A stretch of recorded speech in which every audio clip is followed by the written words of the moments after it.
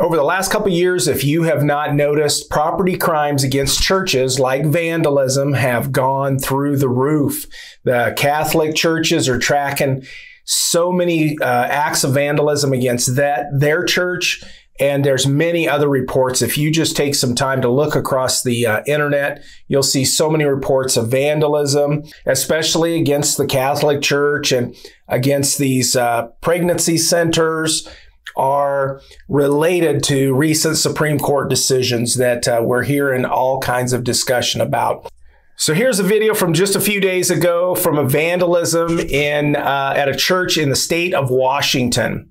And you can just see how devastating this is, how it's vandalism, but it's violent in nature as well. And unfortunately, there was someone inside the church. You're going to see this young lady here give the #1 peace sign here to someone that's inside the church and comes out and is yelling at her through the door and trying to stop her or whatever they're trying to do, but trying to deal with this issue. And so traditionally, you know, I've talked about these acts of violence. So traditionally, they're happening at night or in our off hours. And I've been one that has said, hey, there really isn't much that we can do about these kind of things. Video is going to be one thing we'll talk about. I hope you'll stick with me here because I'm going to give us a few things that we could possibly do to try to combat this issue because it is quite widespread if we look at the statistics. And this video today is sponsored by our very own church security training. We've got the Armed Church Security course. We've got Unarmed security course, basic stuff. We have some more advanced training that's coming up. It's meant to help you get a team going, help you promote a team, get them better, get them more on the same page. That's why we put out this training, and we try to keep it inexpensive. The Armed Security course has several components that we can talk about, you know, just in the curriculum. We talk about use of force. We talk about the church security member conduct, patrolling, observations and evaluations, note-taking, report writing, professionalism and communication. We also talk about emergency response planning and procedures, what the role of church security is in incidents, church accidents and safety, church violence and crisis management, calling 911, calling for help, and certainly church crisis management. And there's other things in this course and the Unarmed course that we talk about. So I'd like to invite you to come over to the churchsecurityanswerman.com, and we've got links to it there. And you can also find the links down here in the comments section of this video. So, you know, we did a recent survey asking each of you what measures you folks are taking to prevent vandalism at your church or what the situation is. And here's the results that we got.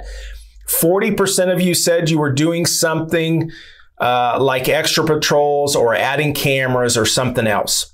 37% of you said you were doing nothing extra. 10% said that you didn't even realize that there was a problem. And then 13% of you said that you talked about the issue with your team and you don't have the funds or the people to deal with it. So what can we do to prevent vandalism?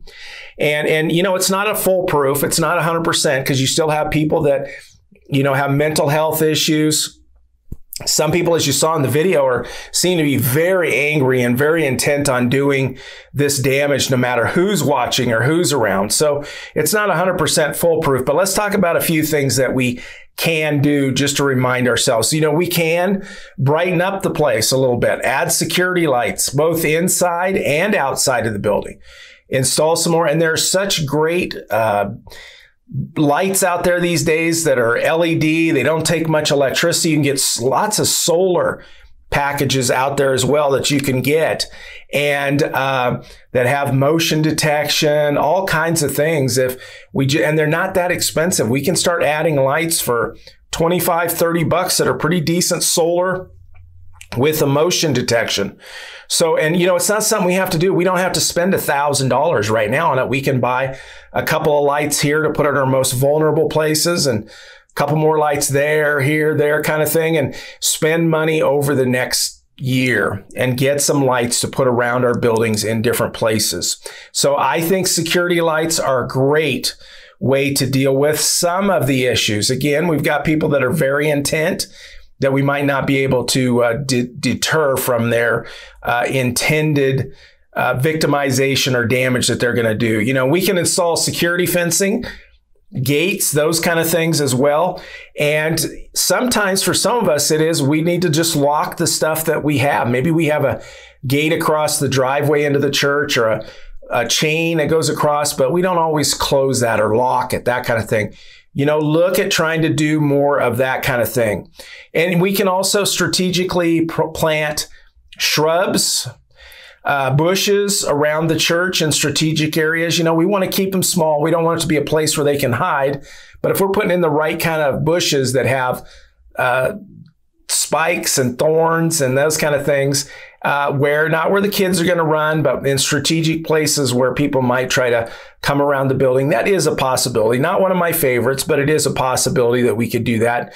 You know, putting them around balcony areas or access places where people might want to try to climb or, you know, whatever that is. And so we're using those plants with jagged edges, you know, jagged leaves and branches, those kind of things. So, and then we're looking at cleanup, vandalism, remove it, repair any damage as soon as possible. This is a premise that police have been teaching for a long time about caring for our community and about if we repair broken windows and broken things and maintain our standards, that we will end up with less issues in the future. So if something does happen, we want to look at trying to clean that up, you know. And if you see anyone committing vandalism, report it.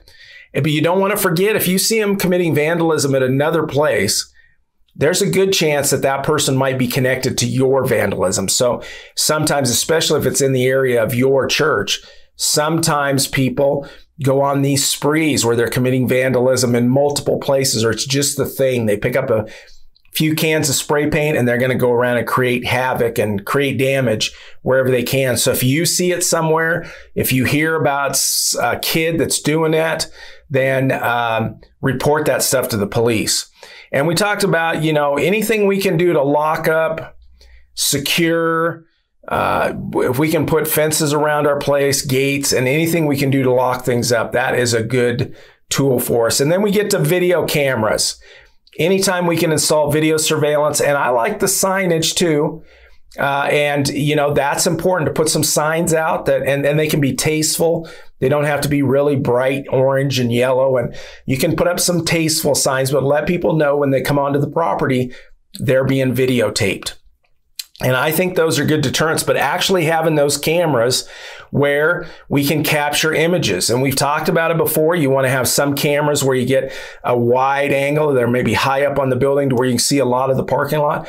But you also want to put some cameras down in the 6 to 8 foot range, 7 to 8 foot range, where they're just out of reach in a place that's kind of maybe behind some of those thorny bushes where people can't get to them to steal them. But they're low enough that they can capture faces and better images of people, like what you saw in that video that we watched earlier, something that's a little bit lower to where we can catch a little more detail about that person. So, and you know, don't forget having cloud storage to where your video is going right to the cloud. So if somebody reaches up there, grabs that camera and steals it, you're getting footage of them looking at the camera as they reach up to steal it. And there's nothing better than that, as long as that footage is going somewhere in the cloud where you can retrieve that. So having a recording of that helps police. It gets them material that they can work on. You know, if you have no evidence, you can have a heinous crime, a terrible vandalism where your property is so damaged. But if they have no leads to go on, it kind of ends up being a dead end for them unless they gather information from somebody else. Somebody snitches somebody off or something along those lines, or they gather evidence somewhere else.